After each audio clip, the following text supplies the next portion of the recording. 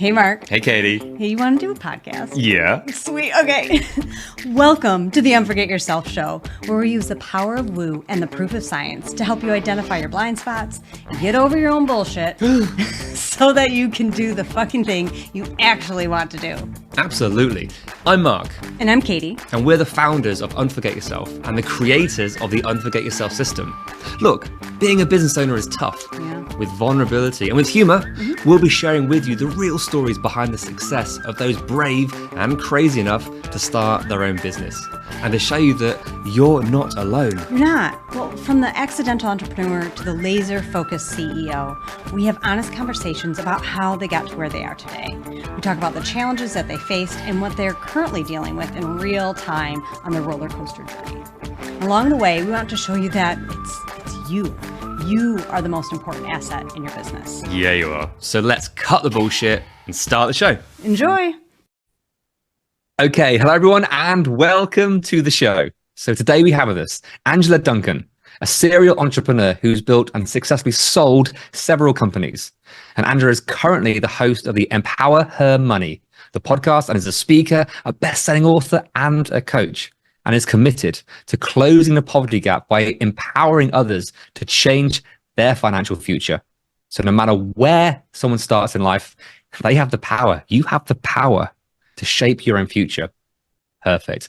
There's a message. Angela, welcome to the show. Thank you so much for having me today. I'm super excited. Oh, it's a pleasure to have you on. And this message to empower people at all different levels is it's right up our alley. So let's dig straight into it. So can you expand a little bit more on where are you today with your business and who is it that you love to work with? Yeah, so Empower Money has been around for about 7 months now. I sold the company last year and I was failing at it as a leader and I thought I was going to retire. And something inside of me told me that I should not retire. I have way too much knowledge and experience, and now I have to figure out how to give that information back to my target, which is a female entrepreneur, and help teach her about controlling her own money. Love that. So this new venture, maybe it's not really a new venture because it's your wealth of experience that you've been given. So, okay, what is it that you find your clients come to you with? What's the number one problem, the first barrier, if you will, that they're looking for help to overcome? Yeah, so what I think I know seems common sense is not common sense. So I have questions from, how do I set up my QuickBooks, or what's a P&L statement, or, what should I be writing off? How do I increase my revenue? Lots of things that I can just jumble right out. Seems common for me, but what I learn is they're great at running their business or their product or their service, but they're terrible when it comes to the money side. They just don't know what's going on and they choose to ignore it, which isn't great for business owners because obviously you want to be in business and make profit. But just teaching them some basic financial education so that they can really look at what's going on from the money side of their business. Isn't that the story of the entrepreneur? You've probably seen this in the iterations, the businesses that you've grown and sold, that everyone has their own genius. Everyone has, I'm good at this, but oh my gosh, I suck at that. And everyone, you say it's common sense. There are other things that other people know is common sense that maybe you struggle with. And this is the beautiful sort of dynamic as we go through life as entrepreneurs, or just as human beings. Right. So the process that you take people through, how do you guide them through this knowledge, understanding, implementation of these maybe topics and subjects that may be guilt-inducing or overwhelming? Yeah. First thing we talk about is, what do you know about money? I want to talk to them in their child form because so much of what we've learned about money comes from our parents. So I want to know, what did your parents teach you? Where did your mindset come from when it comes from money? Because as we see, most people come from this I'm scared to spend money, I don't have money, or money doesn't grow on trees, or I don't need that. All of those things that we carry into our adulthood. You can do all the studying you want about money, but until you kind of change the way that you look at money, you may never be financially successful. But those statements, they can be playful, they can be so innocent. but they can sort of stick with us. I mean, there's some amazing courses out there that can shift perspectives. And there's, whether it's money, business, whatever it is, there are some statements that, we could, on this podcast, we talk about the fear of success or the fear of failure. For some people, it's like, I don't quite resonate with this. But once you find the thing that you do resonate with, like money grows on trees, for example, you said that. For some people, it's like, no, I don't resonate with that. Others are like, oh my gosh, say that again. I say that all the time in my head. Okay, and there's first step, that awareness of where is it relevant for you? What is it like for your clients when you see that awareness or you have that kind of trigger? What's that experience and then journey from then like?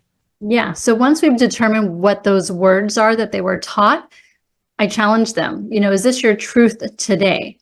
And if it's not, how do we replace it? Because that feeling, that thought may always be there. You may never be able to let it go. But once you are aware of what that thought process is coming from, then we can start thinking about what makes more sense for you today. Where do you want to go in the future? And the reason why I love talking to women when it comes to money is because we are very heart-centered. When we do things in business, when we think about money, it's tied to an emotion. So if we're setting financial goals, for example, if someone wants to get out of debt, or maybe they want to buy their own office space, what does that feel like? What does that look like? Who is there with you in that moment?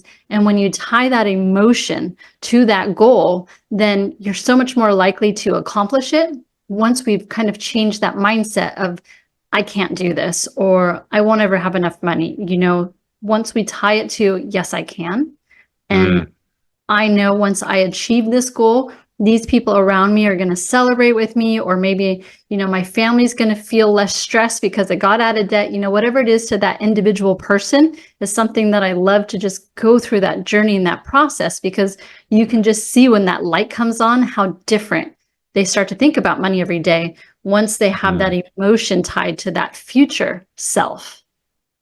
Yeah, I think that's super tactical, and the understanding there is huge. That tying logic and emotion, double tagging in the brain. Just a thought on its own has one tag. Tag it with an emotion. Now the brain says, hold on, this is important. So what you're trying to do there is to tag this positive, future, good feeling, thought, emotion to this new place.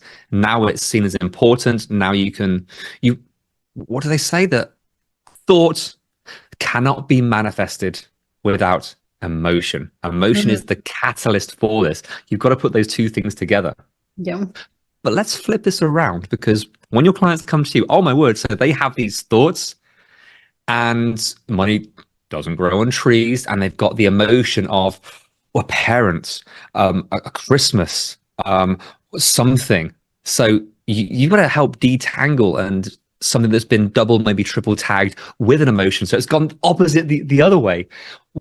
How is that achieved, and what is the fun and games you get to do with your clients in that kind of arena? Yeah.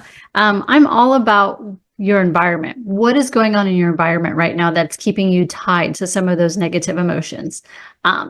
I encourage, how do we start our day? There's so much that we can control when it comes to the input into our brain every day.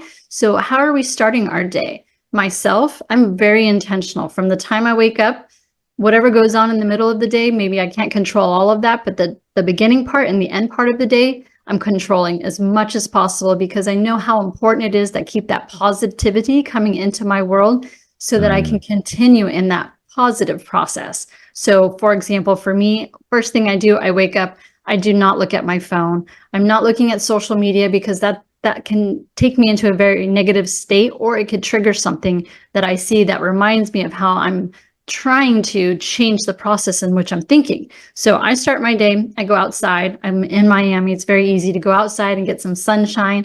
And I have a journal that I am writing down information. And it's things that I'm working on. It's things that I'm grateful for. And then I just spend a little bit of time. I mean, this could be like a 5-minute process. So when people say I don't have enough time in the day to do this, I challenge you to think differently. You can give yourself 5 days. If you give yourself 5 days and take care of yourself first, imagine how many people around you that you can impact with that better happier, positive version of you when you start your day intentionally with that positivity that you can allow and grow within. That one topic you just said there, time. This takes 5 minutes, but it sets you up. Now, yeah, time. We can challenge this. Oh my gosh, I don't have time. I don't have time. We all say that. There's money doesn't grow on trees. There's the beliefs, the stories coming through. It's never a time problem. It's a focus problem. It's a prioritization problem. Love that. If you can shift that perspective and be able to logically know it, but emotionally be like, I'm not prioritizing. I don't prioritize this. Even just saying that, I don't prioritize my mental health, my positivity in the morning. I don't prioritize my positivity in the morning. To say that, now you're going to hit cognitive dissonance. What do you want? If you want to change that, your body can't live in this place of uncomfort. If that statement is true, keep on scrolling, keep on doing what you want. But if that's not true, if you do value your happiness, your positivity in the morning, you start to do something about it. Now we're talking about tactics in order to do the tactics, but there was something beautiful in that reframing of it's not a time problem, it's a priority, it's focus. Now you can solve the real problem, right? Yeah, absolutely. I love that. I love how you frame that with the focus. That's truly amazing. It's interesting how just like a little change in the words or the verbiage that you're using can really shift and hit another target too. So I love how intentional it is. With this, I think we have to be intentional about crumbs with everything that we do. The intention we bring to things, money, sales, business, relationships. Intention is one of the keys to this. So let's go down that rabbit hole. This is gonna be fun. So the intention, so the businesses that you've built and sold and your evolution in your business, but also as a business owner yourself, what has it been like for you as you've kind of maybe intentionally changed or unintentionally? What's your journey been like to hit this business right now? Yeah. So I was married for a long time. And when that marriage ended, we're still friends today, and we were great business owners together, just we weren't great being married. So as I exited those companies, it's a whole identity crisis. Like, who am I now? And it was very easy for me to fall into a more of a negative environment. Like, now I don't know who I am. You know, I went from a wife and a business owner to now just being myself, and what's next. And so the first company that I launched, I thought, okay, I can do this. No problem. I can be a business owner by myself. But I didn't realize the gifts that I didn't have and the talents I didn't have. If I didn't hire that out, which I did not do, then my business I was setting up for failure. I was setting up my employees for failure. I was setting up the clients for failure because I just jumped into something thinking I'm going to do this on my own as a solopreneur, but I didn't have the right coach there. I didn't have the right people in my company because I myself was not a great leader on my own. I hadn't yet developed those skills to do that. And so But did you feel like you had did you feel like you could do it? Or maybe were you just unaware? You didn't quite know the entirety of the yes of doing your own business. You didn't understand, I've got to do this, and this. I didn't want to do that stuff. It was that lack of awareness or maybe over enthusiasm. What was it? I think I was trying to prove to myself that I could do it myself, not knowing the talents I didn't have were really important as a business owner. I thought that maybe they weren't as valuable. And going off and doing it by myself, I learned how valuable those talents were, that I no longer had that second person to grow the company like I had done in the past. That's kind of fun to realize that actually all those things that we don't do, that maybe we don't value. It's like, hold on, was that the glue that held this ship together? I had no idea. That is a beautiful, if we can pause in that without the guilt, without the frustration, that moment there are some gifts, there is some good information in that. Yeah. And I had to give myself grace that it was okay that those weren't my talents. Now I need to figure out, what are my talents? What am I great at? And how can I help other people with those gifts instead of focusing on the ones that I'm not great at, which was very easy to do in the beginning, right? Now I need to shift. I got out from under that business and then refocus. Took some time for myself to reflect and figure out what is it that I'm good at doing and how can I use that to help other people. Okay, so what's your drive and your desire here? Because we, as entrepreneurs, we do pick up these other tasks, other jobs, these skills. We evolve as a person. Maybe we can't let go of the jobs that got us to where we are, those that we're super good at, that we're super comfortable doing, and we have to step into other roles.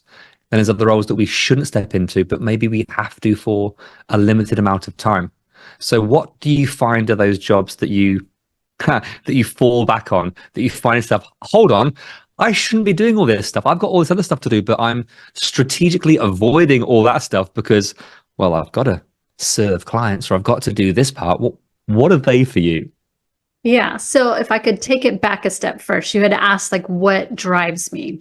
I grew up in poverty and my mother did not have financial education. Her mother didn't have financial education. And I often think if my mom knew more about money, maybe she wouldn't have stayed in that situation. Because for me, as a child in that situation, the man that she chose to be part of our lives was an abuser, and he abused her and he abused me.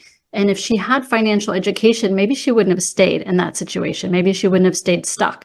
So the thought of empowering women and teaching them about money, how to run their own business, how to go get a job if they need to, so they're never, ever stuck in a harmful situation, that's my driver today.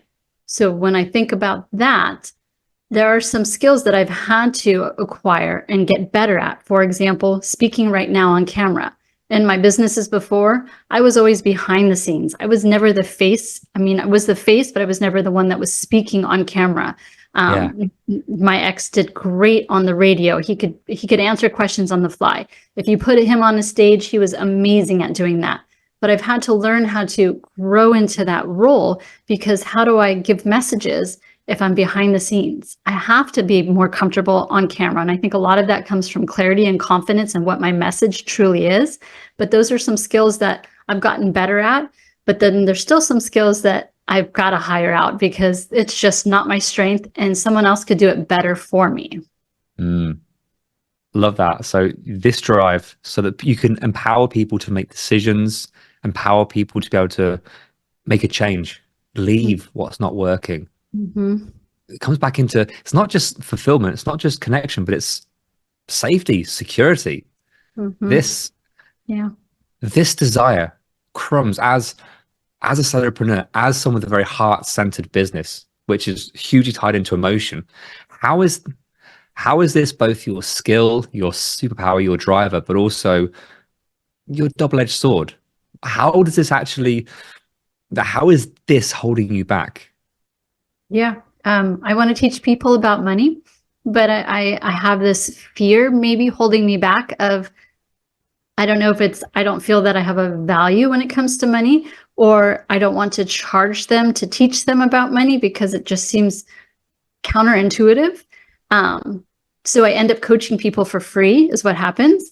And some people will take my advice and actually implement it, and other people don't, because either one of them are not paying for the service. So maybe they don't value the service. I think that's the double-edged sword for me, is because I'm teaching you about money, but then at the same time, I'm not creating the income for myself that I should be doing when I'm teaching you about money, because I don't know. See, this is where we're diving in a little bit deeper. It's like, is it the lack of value that I'm giving to them, or is it the lack of value that I have in myself and the information I'm giving? One of this kind of dropped in for me as you said that was you value money. You want to teach the value of money. So let me slash my prices. Let me almost teach for free. Let me help you, give you the skills and the system to be able to earn $1, $2, $5, $10, $20,000 a month, so you can empower yourself. And I'm going to give you that for $10. There's a slight misalignment in that. We all know the value ladder. We all know you're moving people up sort of the pipeline and finding that kind of the value. So let's double down on that. So you said it's the value in your message, or the value in the product, the service. Which one do you feel is that maybe lacking the confidence or the clarity that you have found when you start to speak now? Where is it still Where is it sneaky right now and it's still lurking? Yeah, I think it's probably still in the confidence of myself having to do the business on my own, and giving that value. I know that I can make a difference. I know I've got the information. I know the product and the knowledge is there, but what does that price look like? I don't know. Ooh, what do you want that price to look like? Let's tease that side of the sort of manifestation and the universe. So what do you want? What business do you want to build? You're going to empower people. You're going to get people out of poverty. You're going to be able to share your resource. That's a given. How do you want to do it? Yeah, one by one. That's, some people say they want to be on a stage and pack 10,000 people, but I would just like the one that comes up to me and says, "You have changed my life." That to me is so much bigger and stronger of an impact than knowing I sat there in front of 10,000 people and hopefully they took some notes and took it away. I want that one-on-one. And so that for me is more impactful to me to be able to do. So you like that one-on-one connection. You like to have that one-on-one with it, the transfer of information, the coaching in the moment. Obviously, it's so selfish of you. You love that feedback of them saying, "You helped me." So that's where coaching can be super, super selfish. How dare you? You just really want that satisfaction that you've helped someone. I love that. Yeah. Knowing I impacted that one person who now is going to change their family's life, who breaks a poverty cycle of their own, whose kids now learn from them. It's just that cycle that I had to break for myself that I want to help other people break too. Yeah. So getting that confidence in yourself, how do you want to deliver this? And also, you know what? Let's remove the weight to this. Sometimes it's too big a question. I need to be able to do this. No, you know what? In a month's time, you can go to, if you're coaching in one-on-one, you may say, actually, one to many, one to groups, group of 10, group of 1,000. What's the next way I can impact more people? And you will change and evolve. So what's the next iteration, knowing that you can come back in this door and change your mind and go elsewhere? What's that next phase for you? It's really to, I don't know if it's like crafting. That sounds too salesy to me, like crafting the message, because I know that and I love that, hopefully someone that's listening is resonating with this, that you know your talents, you know your strengths, you know how you can give to other people and add value, but now you got to put this whole thing together, but making it seem much bigger than it is, and just bringing it back down and simplifying it a little bit more, instead of having to say, well, I can do this and I can do that, and I've got this program, one audience, simplify it first and niche it down a little bit more so that you can start moving forward, instead of right now where sometimes I feel stuck. And this is exactly where I want to help other people, but I'm having my own struggles, right? As the business owner, as the solopreneur, to figure out how do I move forward in this, and letting the audience know that means that when you overcome this, just think of the extra information that you can give to those people. Angela, did you hear what you just said? When you started that one sentence, you said one word and you stifled it. I went in a different direction. You said, no, that sounds salesy. And then you started to change. Okay. You can have all the programs or the one program.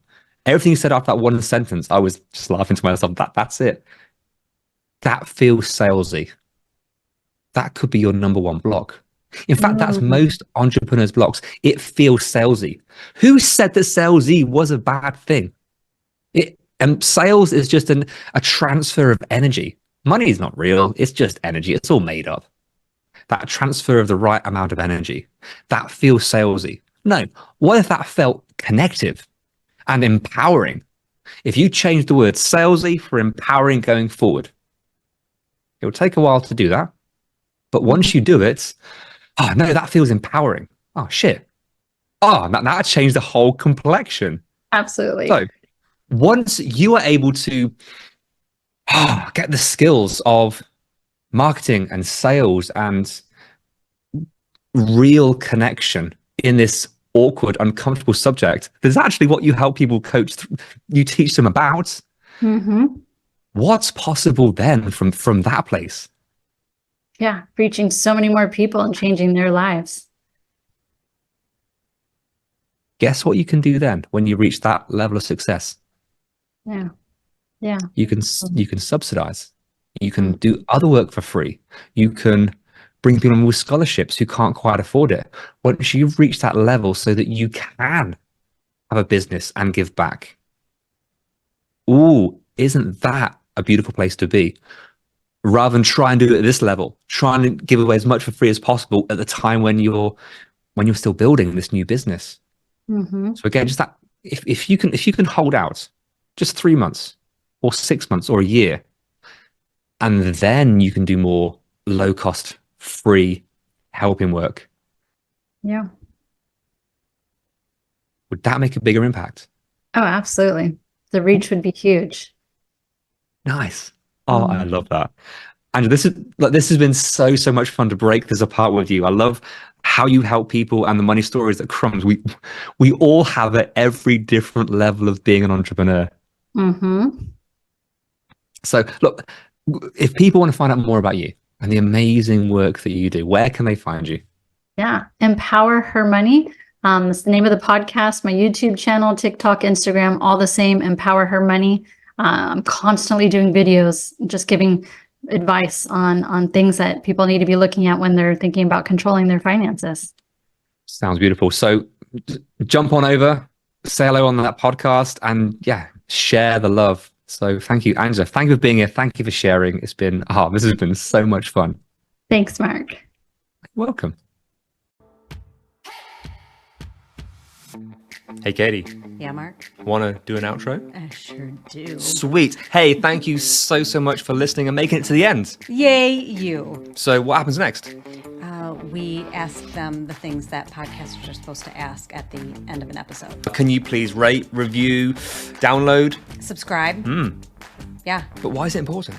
because that's how our podcast gets noticed. It's how people find us. It is, and we want all their earballs. All the earballs all over the place. We do. Nice. Yeah, so please do all those things.